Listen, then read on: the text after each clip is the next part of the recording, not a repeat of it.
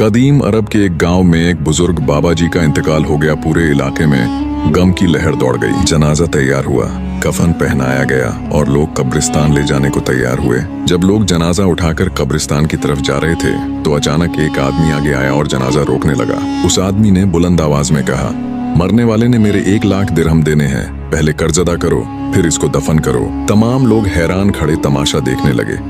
वह शख्स जनाजे को रोक के खड़ा था। हैरत की बात यह थी कि कोई आगे नहीं आया। मरने वाले के बेटों ने आपस में मशवरा किया और फिर इनकार कर दिया कि हमारे बाप ने हमें ऐसा कुछ नहीं बताया, हम ये कर्ज कैसे अदा कर सकते हैं। मरने वाले के भाइयों ने भी कहा, जब उसके जायदादों के मालिक बेटे नहीं दे रहे तो हम क्यों दें, हम ये कर्ज नहीं देंगे। अब पूरा मजमा खामोश और परेशान खड़ा था।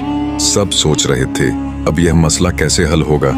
वह शख्स जनाजे का वारिस बना हुआ था। काफी देर गुजर चुकी थी। यह खबर घर की औरतों तक भी पहुंच गई। घर में परेशानियां होने लगी। मरने वाले की बेटी ने जब खबर सुनी कि बाप का जनाजा रोका हुआ है तो वह दुखी हुई और फौरन कुछ करने का फैसला किया। बेटी ने फौरन अपना सारा जेवर उतारना शुरू किया। सोने की चूड़ियां, हार बालियां, अंगूठियां सब उतार दी।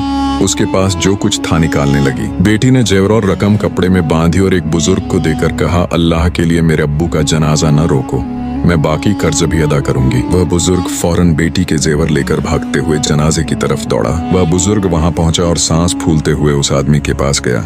बेटी का पैगाम सुनाया और जेवर पेश किए। वह शख्स खड़ा हुआ, लंबा सांस लिया और बुलंद आवाज में पूरे मजमा से कहा, लोगों असली हकीकत कुछ और है। उसने कहा, यह बुजुर्ग मेरे मकरूज नहीं थे बल्कि मैं उनका मकरूज था। मैंने ड्रामा किया ताकि हकीकत सामने आए। उसने आगे कहा, मैं वारिस तलाश कर रहा था, अब मुझे मालूम हो गया कि असली वारिस कौन है। उसने बुलंद आवाज में कहा, अब मुझे पता चल गया कि असली वारिस सिर्फ बेटी है। सिर्फ बेटी ने बाप की इज्जत की। अब सब लोग बेटों और भाइयों की तरफ देखने लगे।